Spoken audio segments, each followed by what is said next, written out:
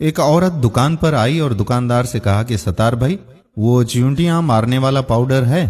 انہوں نے آتے ہی دکاندار سے سوال کیا تھا جو اس وقت ہمارے لیے کالی مرچ تول رہا تھا۔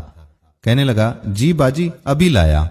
وہ ہماری کالی مرچوں کو چھوڑ کر اندرونی حصے میں چلا گیا اور کچھ ہی دیر کے بعد پاؤڈر کے گول ڈبے کو جھاڑتا ہوا لے آیا۔ یہ کیا ہے؟ ابا جی کے ماتھے پر بل آ گئے۔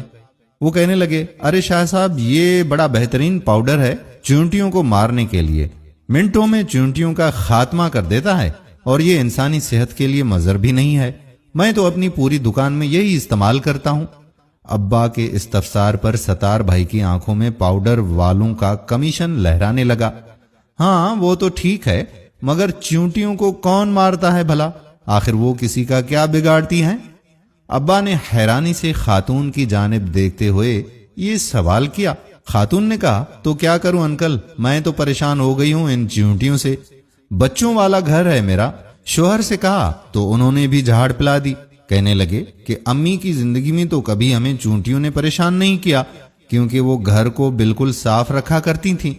اب آپ ہی بتائیں آپ کو کیا لگتا ہے، کیا میں گھر کی صفائی نہیں کرتی ہوں گی؟ کیا میں آپ کو ایسی پھوہڑ دکھائی دیتی ہوں؟ خاتون نے نہ صرف اپنا دکھڑا رونا شروع کر دیا بلکہ ابا سے سوالات بھی کرنا شروع کر دیے، اور ابا جو ان سوالات کے لیے بالکل تیار نہ تھے ایک دم پریشان ہو گئے۔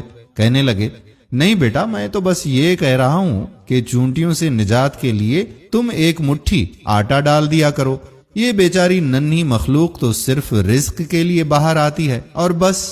ابا کے لہجے میں زمانے بھر کی شفقت دیکھ کر خاتون نے غیر محسوس انداز میں دوپٹہ سر پر لے لیا۔ جی جی انکل، مگر کیا اس سے چیونٹیوں سے چھٹکارا مل جائے گا؟ وہ اب بھی غیر یقینی انداز میں ابا سے پوچھ رہی تھیں۔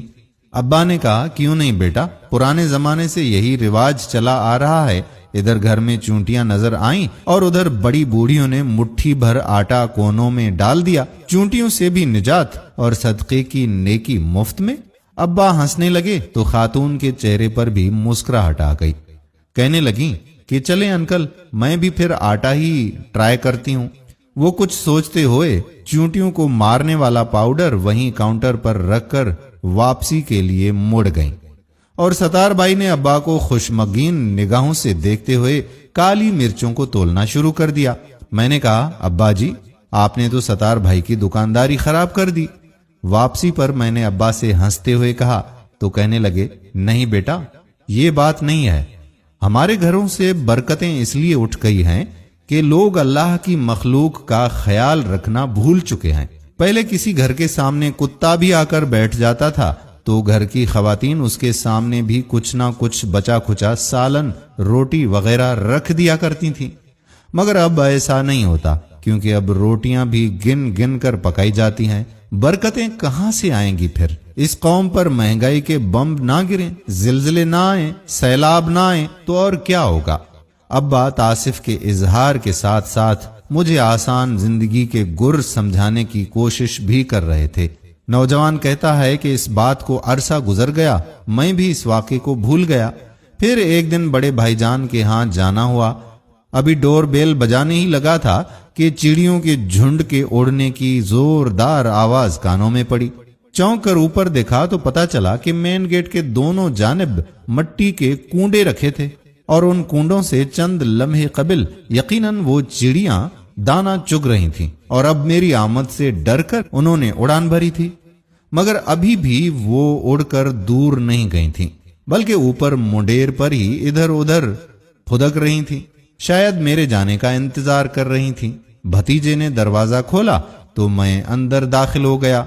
میں نے سلام کے بعد خوشگوار حیرت سے بھابھی سے پوچھا، جو کچن کی کھڑکی سے کھانا پکاتے ہوئے مجھے دیکھ کر مسکرا رہی تھیں۔ کہنے لگیں کہ تمہارے بھائی جان نے رکھے ہیں یہ کنڈے لا کر چڑیوں کے دانے کے لیے۔ وہ معنی خیز انداز میں بڑی بھتیجی کو دیکھ کر مسکرائیں تو مجھے اچھمبا سا محسوس ہوا۔ شام کو بھائی جان آئے تو مجھ سے رہا نہ گیا۔ میں نے پوچھا بھائی جان یہ چڑیوں کے لیے دانا رکھنے کی کوئی خاص وجہ ہے کیا؟ کہنے لگے نہیں، بس ایسے ہی اچھا ہوتا ہے، صدقہ دیتے رہنا چاہیے۔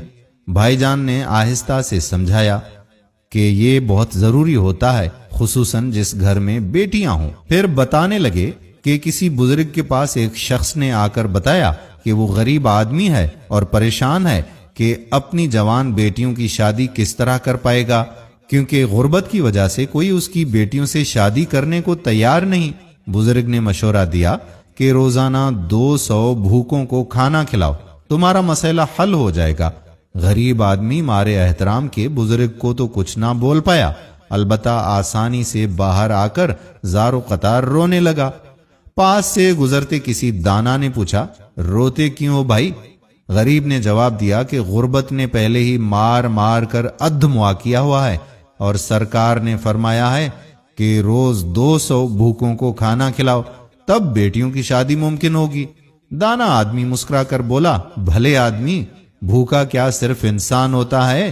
اللہ کی مخلوق چھوٹی ہو یا بڑی، بھوک تو سب کو ستاتی ہے۔ اگر تم ایک مٹھی آٹا بھی چیونٹیوں کو ڈال دو گے تو سمجھو تمہارا صدقہ ہو گیا۔ دانا آدمی تو یہ کہہ کر اپنی راہ چل دیا، اور غریب اپنی ناقص عقل پر ہنستے ہوئے اپنے گھر کو چلا۔ کچھ عرصے کے بعد ہی صدقے کی برکات سے نہ صرف اپنی بیٹیوں کے فرائض سے سبکدوش ہوا، بلکہ گھر میں بھی خوشحالی آ گئی۔ بھائی جان، جس وقت یہ واقعہ ہم کو سنا رہے تھے، مجھے ابا کی مٹھی بھر آٹے والی بات یاد آ رہی تھی۔ میں نے آنے والے دنوں میں دیکھا کہ بھائی جان نے اپنی چاروں بیٹیوں کی شادیاں ان کی صحیح عمر میں بالکل درست موقع پر کر دیں۔ شاید اسی لیے جب میں نے اپنا گھر لیا تو سب سے پہلے اپنے دروازے کے پاس چڑیوں کے لیے دانہ رکھ دیا۔ کئی بار گھر بدلا، ہر بار یہ چڑیاں، کبوتر اور کوے میرے رزق کی آسانیوں کا سبب بنتے رہے۔ بیماریاں بھی آئیں، پریشانیوں نے بھی گھیرا تنگ کرنے کی کوشش کی، مگر ہمیشہ یہ پرندے مجھے آسرا دیتے رہے اور اللہ رب العزت کی بڑائی کا یقین دلاتے رہے۔ الحمدللہ ثم الحمدللہ، میں نے آج تک اپنے بچوں کا بہتا خون نہیں دیکھا، انہیں کسی تکلیف سے تڑپتا ہوا نہیں دیکھا۔